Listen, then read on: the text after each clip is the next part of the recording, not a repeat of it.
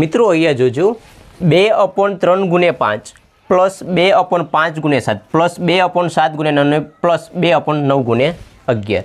મિત્રો આમાં શું કરીશું અહીંયા જોજો 3 થી શરૂઆત થાય છે 5 થી એન્ડ થયું, જ્યારે 5 એન્ડ થયું પાછું 5 થી શરૂઆત થયું, 7 પાછું એન્ડ થયું, પાછું 7 થી એ શરૂઆત કરી, અહીંયા જો 9 એન્ડ થાય છે પાછું 9 થી એ શરૂઆત કરી, અને ગેપ કેટલાનો છે મિત્રો અહીંયા જો આ વચ્ચે 2નો ગેપ છે, આ વચ્ચે 2નો ગેપ છે, 2નો ગેપ ને 2નો ગેપ, ગેપ સરખું છે।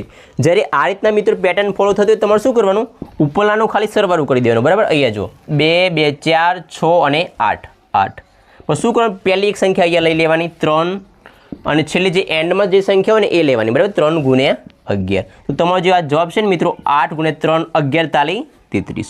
તો મિત્રો આ તમારો જવાબ થશે, બરાબર।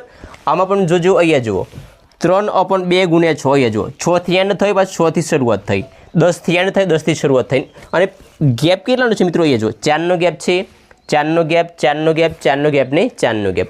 મિત્રો આ રીતે જ્યારે પેટર્ન હોય ને તો ઉપરલાનું ખાલી સરવાળું કરી દેવાનું, બરાબર। અહીંયા જુઓ 1 2 3 4 ને 5 એટલે કે 3 × 5 = 15, 3 3 તમે સરવાળું કરશો તો કેટલું થશે 15 અપોન અહીંયા જુઓ પહેલી સંખ્યા લેવાની 2 × એન્ડમાં જે સંખ્યા હોય ને એ લેવાની 2 × 22। તો મિત્રો તમારો જે જવાબ છે ને 15 / 22 × 2 એટલે કે 44 થશે। આ તમારો મિત્રો જવાબ થશે, બરાબર।